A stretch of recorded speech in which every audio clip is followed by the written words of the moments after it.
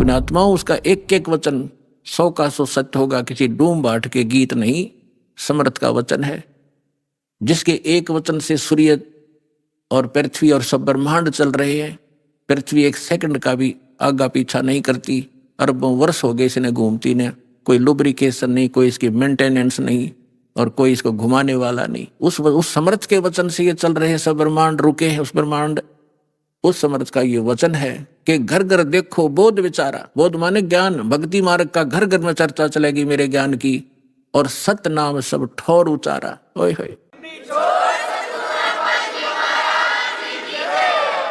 घर घर देखो बोध विचारा, घर घर में परमात्मा की चर्चा चलेगी, बच्चा बच्चा उसके गुणगान करेगा, और सब जगह परमात्मा के सतनाम का, 2 अक्षर के नाम का जाप हुआ करेगा।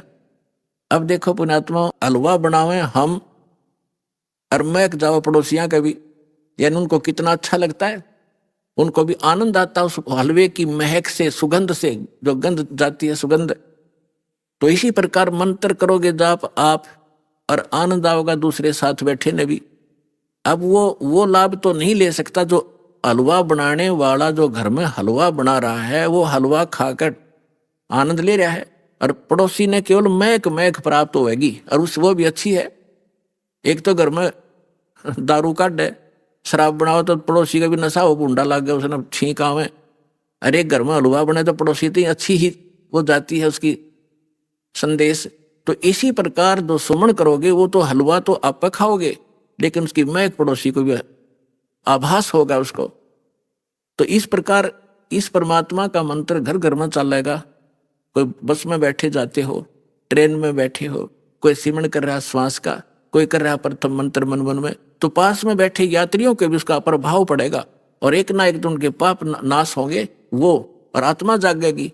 इस प्रकार से परमात्मा ने पूरे विश्व को, अपने बच्चों को शरण में लेना ही लेना है। चाहे आज कोई हिंदू है, चाहे कोई मुसलमान है, चाहे सिख है या ईसाई है, हम बगैर ज्ञान के बढ़ते चले गए।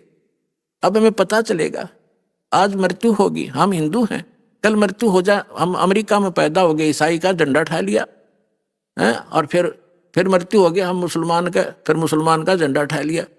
हम हैं कौन, हम आए कहाँ से हैं, मनुष्य जीवन का उद्देश्य क्या है, तो ये इस तत्व ज्ञान से पता चलेगा। फिर क्या